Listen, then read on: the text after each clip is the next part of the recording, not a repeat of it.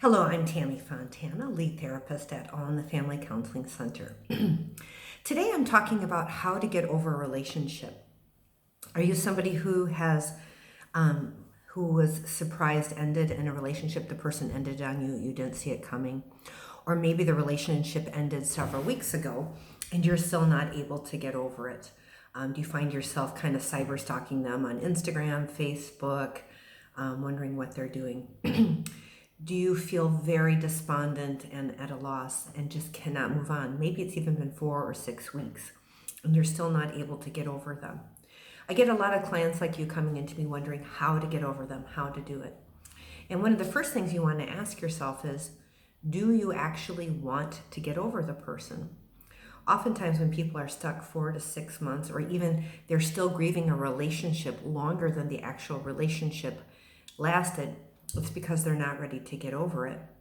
And one of the most common reasons why they're not ready to get over it is that they have not developed themselves as an individual. One of the most important ways you get over a relationship is you actually have to build your own life and your own self-worth. One of the most common things I see, and I see a lot of memes on Facebook and Instagram, is these memes of people saying they're looking for somebody to complete them, or they're really bored in their life, so they want a relationship. But the role of a relationship for another human being is not to complete us, and it is not to occupy our time or our mind or give us purpose or meaning. When you look for that, what you will get is drama. Lots of conflict, lots of intensity, moving too quickly because you're trying to block out this emptiness in your soul, in your chest, where your personality, your identity should be, your sense of self. So when I'm working with people, one of the things that we start to work on is helping them build their sense of self and identity. And this can take a while, and this is what I call pillars. This is not just a matter of doing something. It's not just a simple activity, because building pillars can take 2 to 5 years. But basically, we want to develop things that not only have an activity and have a component of learning, they have a component of community. It is something that really occupies your thoughts, your minds. You do it in some sense every day. It gives you struggle, it gives you challenge, and also gives you huge reward. These are what a pillar are. For example, I have cycling. I'm a very avid cyclist. There is not a day that I don't go by and do it. I identify as a cyclist. I organize my life around cycling. And so that's an example of a pillar. It's not just a matter of ticking the box and doing something. And why do we need that? Because what we want to learn to do is we want to learn to make investments in ourselves. Too often, people who are lost and have a hard time getting over a relationship make an investment in a person. And the problem with people is they're not reliable. You can't count on them because everybody's working on things for themselves. So if I make an investment in a person and 4, 6, 12 months, 18 months later, the person says, I'm done, I don't want this isn't working, they take with them all of that investment, leaving you empty, staring into the abyss of your relationship.